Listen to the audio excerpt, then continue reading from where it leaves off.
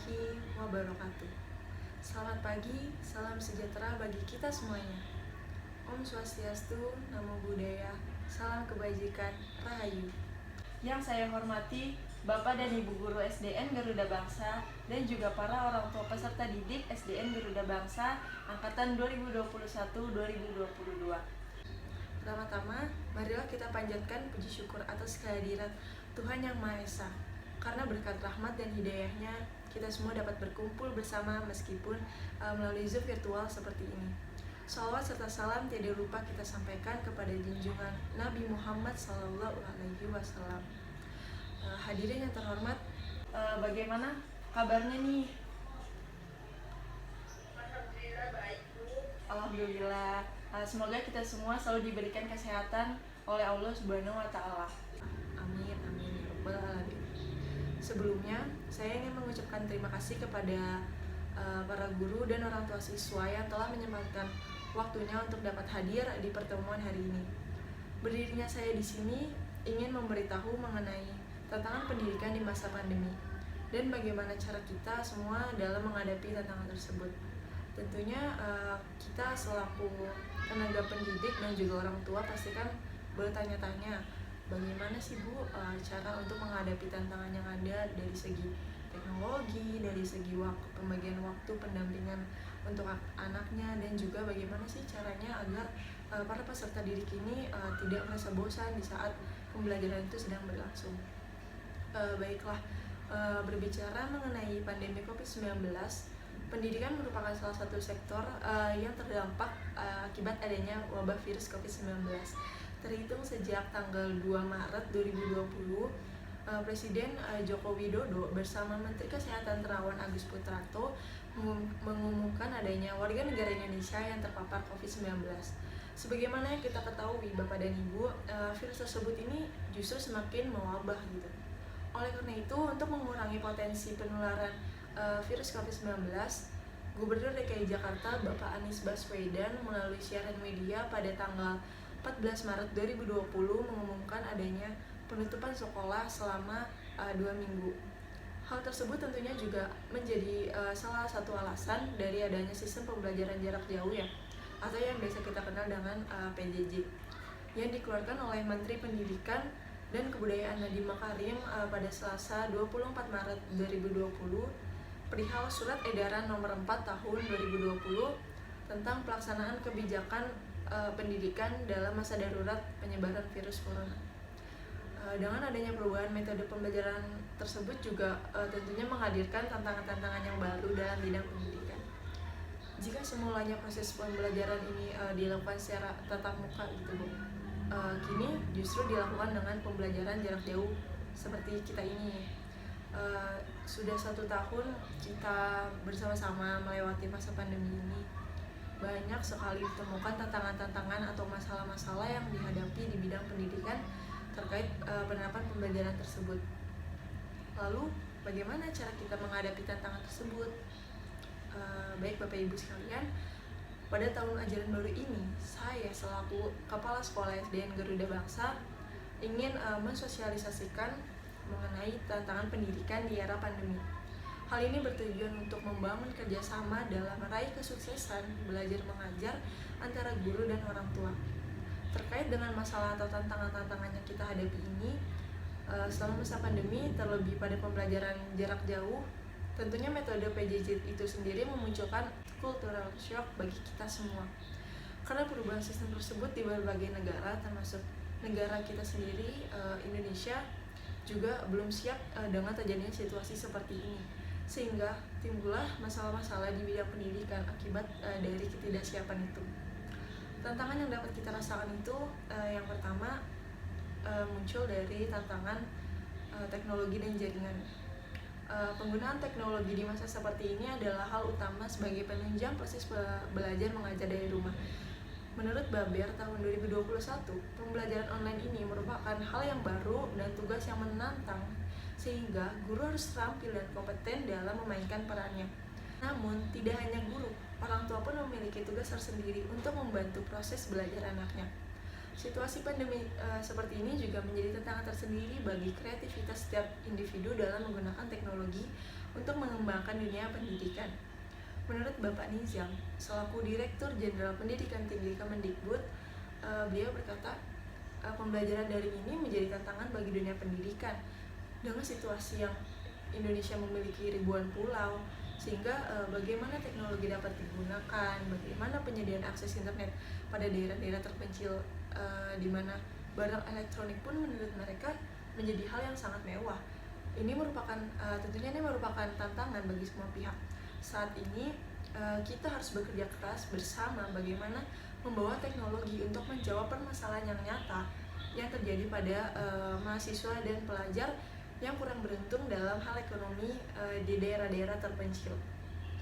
Sehingga dengan kondisi seperti ini, peran kerjasama antara guru dan orang tua haruslah terjalin. Sebab tidak hanya peserta didik, Bapak Ibu juga harus memastikan bahwa penyampaian materi oleh guru tersebut sudah dipahami oleh anak-anak. Kemudian untuk mengoperasikan aplikasi tentunya kan juga harus menggunakan jaringan internet. Tantangan ini juga banyak yang mengeluhkan kepada saya bahwasanya mereka ini masih kesulitan untuk mengatasi masalah sinyal. Sekolah kami ini kan letaknya walaupun masih di Kabupaten Tangerang, di Kutabumi gitu, tetapi kan siswanya tentu ada yang berasal dari luar Kutabumi. Kalau diingat sewaktu kenaikan kelas tahun lalu, di mana ada orang tua siswa kelas 2 yang kini kelas 2 membicarakan masalah ini ke saya. Beliau ini tinggal di daerah Sepatan yang jaraknya sekitar kurang lebih 20 menit dari sekolah kita ini. Beliau mengeluhkan kesulitan menemukan sinyal yang stabil, hingga akhirnya mereka harus mencari cara agar anaknya tersebut tetap dapat belajar tanpa terkendala sinyal. Persoalan lain yang dapat dikeluhkan oleh guru dan orang tua adalah keterbatasan biaya untuk membeli kuota internet. Mengutip penjelasan dari Make Use All, kuota yang dikeluarkan untuk aplikasi Zoom virtual seperti ini saja bisa sebesar 1,62 GB per jam. Sedangkan pembelajaran tersebut bisa saja berlangsung 2-3 jam, di mana dibutuhkan kuota kurang lebih 4 GB untuk satu kali pertemuan di satu mata pelajaran. Terlebih, harga kuota internet juga dapat dikatakan mahal di berbagai pilihan provider yang tersedia. Lalu yang kedua ini ada tantangan dari segi tenaga pendidik. Pada poin ini, tantangan lebih difokuskan kepada guru. Tantangan yang pertama bagi guru ialah pada pemanfaatan teknologi untuk proses pembelajaran, seperti contohnya Google Meet, Zoom, Quizzes, untuk mengerjakan tugas atau kuis, dan juga Google Classroom untuk memudahkan pengumpulan tugas. Lalu juga yang menjadi tantangan adalah pada saat penyampaian materi kepada peserta didik. Banyak guru-guru yang bertanya pada saya, "Ibu, bagaimana ya biar supaya anak-anak peserta didik ini tidak merasa bosan gitu, Bu? Bagaimana caranya biar kelas ini nampak hidup, nampak aktif gitu, Bu?" Baik, mengenai bagaimana cara guru untuk dapat membuat kelas menjadi lebih aktif itu tentunya harus membutuhkan tenaga yang lebih gitu ya, sebab karakter dari siswa juga sulit untuk diketahui pada situasi seperti ini, sehingga guru ditantang untuk membuat pembelajaran menjadi tidak monoton. Hal ini bertujuan juga untuk peserta didik tidak merasa bosan dan fokus pada apa yang akan disampaikannya. Kreativitas guru kini benar-benar diutamakan. Karena apa? Karena metode penyampaian materi kepada siswa juga harus dibuat menjadi lebih menarik dan menyenangkan. Di samping itu juga guru harus memastikan siswanya ini tetap dapat mengerti materi tersebut. Lalu yang ketiga ini ada tantangan bagi orang tua peserta didik. Dalam pandemi seperti ini, orang tua juga mengambil peran dalam mendampingi anaknya ketika PJJ. Namun, beberapa orang tua memiliki pekerjaan lain selain mendampingi anaknya. Hal tersebut tentunya juga kan menguras tenaga, pikiran, waktu, bahkan emosi Bapak, Ibu sekalian. Beberapa tantangan yang saya temui ketika PJJ ini ialah salah satunya sulit membagi waktu antara pekerjaan rumah dan juga mendampingi anaknya. Pekerjaan rumah yang sangat banyak dan juga ada juga orang tua yang memiliki pekerjaan lain seperti bekerja, membuat orang tua merasa kesulitan untuk mengatur waktu dan membaginya dengan mendampingi anak saat proses pembelajaran jarak jauh. Kemudian juga ditemukan perihal sulitnya menghadapi anak untuk tetap fokus pada saat proses belajar dari rumah. Rumah ini kan biasanya menjadi tempat untuk anak beristirahat ya setelah sepulang dari sekolah untuk bermain bersama teman-temannya. Kemudian pada saat PJJ seperti ini, rumah justru dijadikan tempat utama untuk proses belajar mengajar. Dari ketiga tantangan tersebut, dapat saya simpulkan atau dapat kami simpulkan bahwa pembelajaran jarak jauh ini masih perlu dibenahi atau ditinjau kembali karena masih banyak kendala atau tantangan yang ada dari berbagai aspek. Namun, pemerintah juga telah melakukan upaya-upaya untuk meningkatkan kualitas pendidikan di saat pembelajaran jarak jauh seperti ini. Kementerian Komunikasi dan Informatika misalnya, mereka terus memberikan dukungan pembelajaran dari rumah, dari program belajar di TV hingga beragam aplikasi. Begitu juga dari Kemendikbud yang telah mengeluarkan pengalokasian dana BOS untuk pembelian pulsa, paket data, dan juga layanan platform online bagi guru dan siswa. Bantuan kuota data internet itu juga diberikan pemerintah yang terdiri dari 2 jenis. Yang pertama ini yakni kuota umum. Kuota umum adalah kuota yang dapat digunakan untuk mengakses seluruh laman dan aplikasi. Lalu yang kedua adalah kuota belajar. Kuota belajar ini adalah kuota yang hanya dapat digunakan atau diakses di laman dan aplikasi pembelajaran yang terdaftar pada laman Kemendikbud. Sedangkan untuk para tenaga pendidik, saya kepala sekolah mengharap Bapak Ibu untuk lebih memanfaatkan penggunaan media pembelajaran yang ada seperti PowerPoint, mind mapping, dan membuat video pembelajaran menarik untuk peserta didik. Kreativitas Bapak Ibu sangat kami berikan apresiasi yang tentunya juga bertujuan agar peserta didik ini tidak merasa bosan gitu.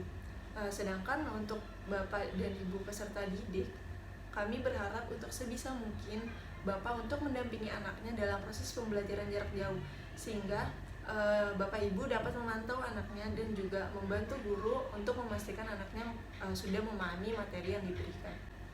Baik Bapak Ibu, pembelajaran jarak jauh memang hanya alternatif untuk dapat tetap bersekolah walaupun di masa pandemi seperti ini. Kita semua tentunya berharap agar pandemi ini cepat usai. Untuk itu, kami mengajak Bapak Ibu sekalian untuk tetap mematuhi protokol kesehatan. Marilah kita sukseskan pembelajaran jarak jauh ini dan jadikan tantangan tersebut sebagai motivasi untuk memajukan pendidikan bangsa kita. Demikian pidato yang dapat saya sampaikan. Semoga dari apa yang saya sampaikan dapat bermanfaat bagi kita semua. Sukses PJJ, maju pendidikan Indonesia. Assalamualaikum warahmatullahi wabarakatuh.